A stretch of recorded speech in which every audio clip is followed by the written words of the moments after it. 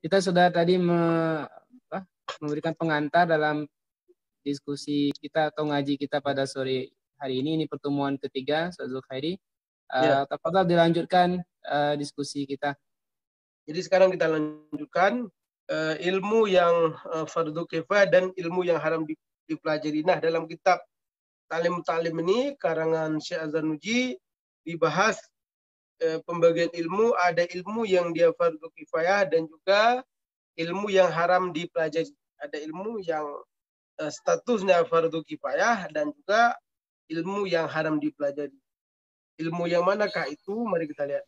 Wa amma hifdzu ma yaqa'u fi ba'dil ahayin fa fardun ala sabilil kifayati idza qama al-ba'du fi baladin sakata 'anil baqin wa illam yakun fil baldati ma yaqumu bihi istaraku jami'an fil maksimi, ya kan? Wa amma hifdzu ma yaqau bi ba'dil ahain, dan adapun menjaga apa yang terjadi pada sebagian ahain ini, keadaan-keadaan, kan? Fa fardun ala sabilil kifayah, maka status hukumnya adalah fardu kifayah. Idza kamal ba'du fi baladin sakata 'anil baqin, kalau dikerjakan oleh sebagian di dalam sebuah negeri, maka gugurlah kewajiban itu pada selain itu. Wa illam yakun fil baladi ma yaqumu bi istaraku jami'an fil maksimi. Jika dalam sebuah daerah terdapat orang yang mengetahuinya, ya kan? Ada orang yang mengetahui ilmu tersebut, maka bagi yang lain akan terlepas. Nah, akan tetapi kalau misalnya tidak ada yang mengetahui ilmu tersebut, maka hukumnya menjadi semuanya akan menanggung dosa. Jadi seperti itu. Jadi ilmu fardu kifayah itu adalah ilmu yang kalau misalnya ilmu yang dia berlaku dalam keadaan-keadaan tertentu, bukan dalam semua keadaan, maka kalau ada yang pelajari sebagian, maka sebagian lain akan terlepas. Jadi seperti yang selama ini kita pahami lah ya, tentang ilmu fardu kifayah itu. Seperti misalnya kalau dalam konteks amal fardu kifayah, memfardu kifayahkan jenazah orang yang meninggal. Kan? Jadi hukumnya kalau ada orang meninggal, mengurus jenazah tersebut adalah fardu kifayah. Kalau sudah ada sebagian yang ngurus, maka sebagian yang lain akan terlepas. Tapi kalau nggak ada yang ngurus, maka semua bisa berdosa. Nah, begitu juga dalam konteks ilmu fardu kifayah ini. Nanti akan dijelaskan ya, apa saja yang masuk dalam ilmu fardu kifayah. Diteruskan oleh Syekh Az-Zarnuji, bagi para pemimpin, dia bisa memaksa para anggota masyarakatnya untuk mau mempelajari ilmu tersebut. Jadi bisa dipaksa. Kenapa? Karena memang status kewajibannya adalah fardu kifayah, diwajibkan atas sebagian. Faqila bi anna ilma ma yaqau ala nafsi fil jami'il ahwali biman, seperti ibarat makan, labuda likulli wahidin min dalik, maka harus ilmu tersebut wajib dikerjakan oleh setiap pribadi, maka hukum menuntutnya diwajibkan bagi semua orang. Nah, ini seperti yang kita pahami selama ini ya. Wa ilma ma yaqa'u fil ahayin bimanzilatid dawa yahtaju ilaihi fi ba'dil awqat. Ilmu yang berkaitan dengan keadaan-keadaan bimanzilatid dawa, yang dibutuhkan obat, ibaratnya seperti obat. Yahtaju ilaihi fi ba'dil awqat, dalam artian berhajat pada ilmu tersebut pada sebagian waktu. Jadi ilmu-ilmu yang dibutuhkan pada keadaan-keadaan tertentu yang hukumnya adalah hukum menuntutnya adalah fardu kifayah, adalah ilmu-ilmu yang diibaratkan seperti obat, yang obat ini dibutuhkan pada sebagian waktu. Wa ilmun nujumi bimanzilatil maradi fata'allumuhu haram li'annahu yadurru wa la yanfa' wal harbu an qada'illahi ta'ala wa qadrihi ghairu mungkin. Wa ilmun nujum, adapun ilmu nujum, itu ilmu untuk meramalkan penyakit, adalah haram dipelajari. Jadi ilmu yang berkaitan dengan meramal-ramal penyakitnya, hukum bacaannya, hukum mempelajarinya adalah haram. Kenapa? Karena Li'annahu yadurru wa la yanfa', karena dia lebih banyak mudarat daripada manfaatnya. Kemudian wal harbu an qada'illahi ta'ala, dan juga ilmu tersebut, ilmu nujum untuk meramalkan penyakit, tidak bermanfaat ilmu tersebut, karena tidak mungkin seseorang dapat terhindar dari takdir Allah Subhanahu wa taala. Nah, jadi kalau tadi berkaitan dengan ilmu yang fardu kifayah, ilmu yang dibutuhkan pada sebagian keadaan oleh sebagian masyarakat, kan? Nah, ini adalah ilmu yang statusnya adalah haram untuk dituntut. Nah, diteruskan oleh Syekh Zanuji, fa yang bagi likulli muslim ay yashtaghila fi jami' awqati bi dzikrillah ta'ala wa du'ai wa tadarru'i wa qiraatil Qur'an wa sadaqat ad-dafi'ati lil bala. Maka sepantasnya likulli muslim, bagi setiap muslim, ay yashtaghila, untuk menyibukkan dirinya atau menggunakan waktu-waktu yang dimiliki, fi jami' awqatihi, waktu-waktu yang dia miliki, bizikrillahi ta'ala, dengan mengingat Allah Subhanahu wa ta'ala, wa doa, dan berdoa, wa tadarru', dan mendekatkan diri pada Allah maksudnya ya, wa qira'atul Qur'ani, dan membaca Al-Quran, ad-dafi'ati lil bala, memberi sedekah, membaca Quran dan memberi sedekah, yang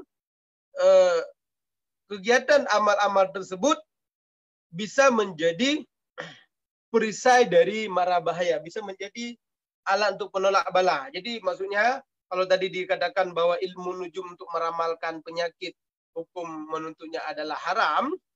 Kenapa dikatakan haram? Karena memang walaupun kita tahu, walaupun dengan ilmu itu nanti kita tahu penyakit, Quran, sedekah, yang amal-amal tersebut bisa menolak bala.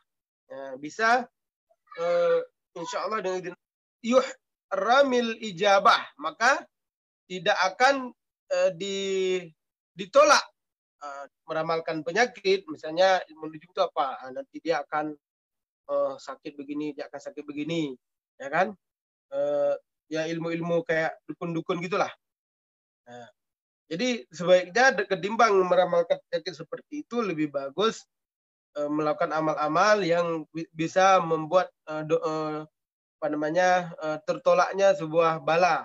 Karena doa bala itu termasuk diantaranya itu penyakit, dan diantara hal yang bisa membuat tertolaknya bala adalah dengan amal-amal, dengan sedekah, dengan doa, dengan kita membaca Al-Quran, dan amalan-amalan saleh yang lain ya.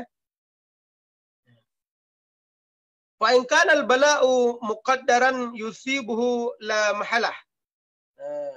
Meskipun bala tersebut ditakdirkan, muqaddaran ditakdirkan, yusibuhu la mahalah, ya, ditakdirkan menimpa la mahalah,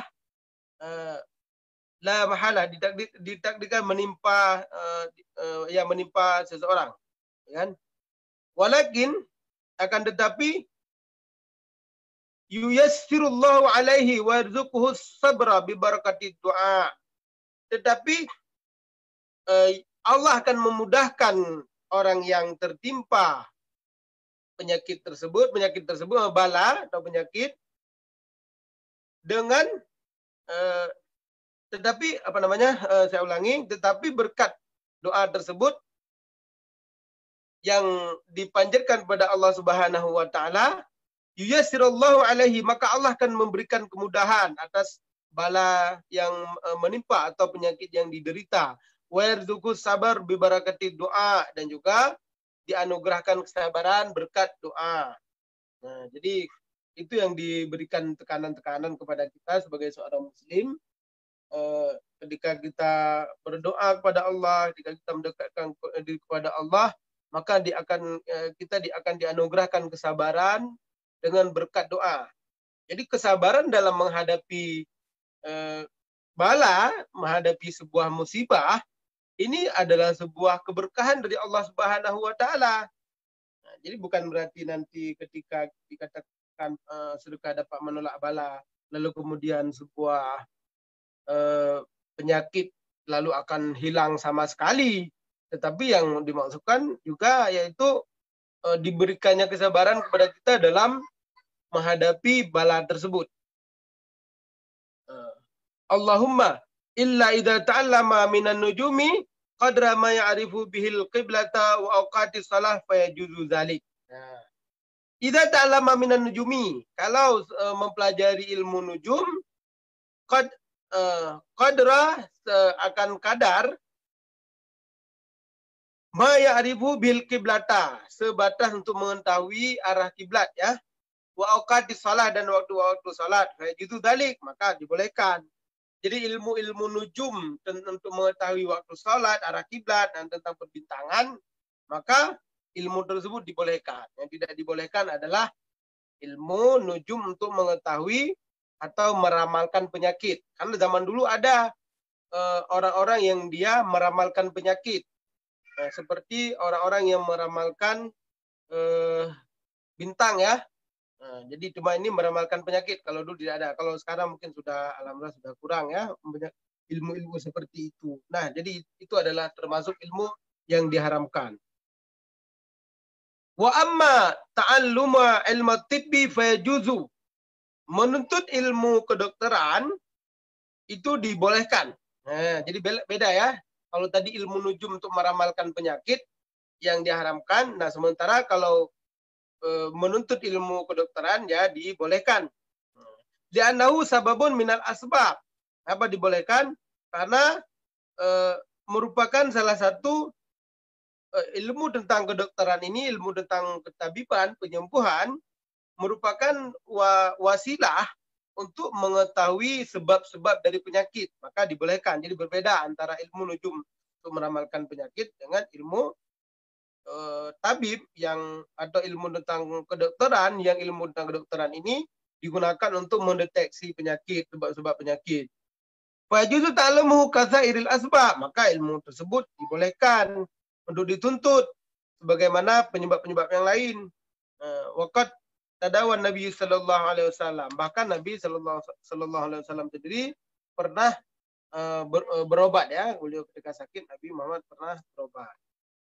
Nah, jadi ketika Nabi Muhammad juga berobat, itu menunjukkan bahwa dalam Islam ya seorang Muslim dia harus mengetahui penyakit yang dia derita atau penyakit yang diderita oleh orang lain, sehingga dia bisa memberikan obat kepada orang yang menderita sakit tersebut.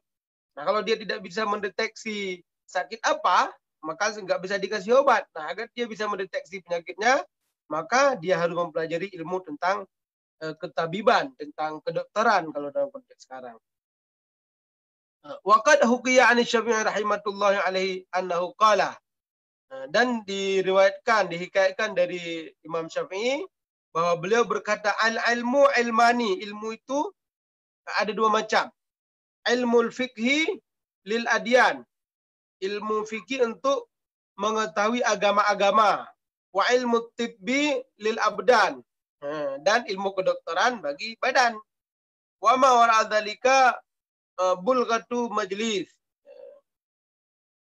selebihnya adalah pelengkap majelis. Jadi bahkan sampai Imam Syafi'i disebutkan di sini, beliau pernah mengatakan bahwa pada dasarnya ilmu itu terbagi pada dua. Yang pertama ilmu fikih untuk mempelajari agama, dan yang kedua adalah ilmu kedokteran untuk mengetahui keadaan badan.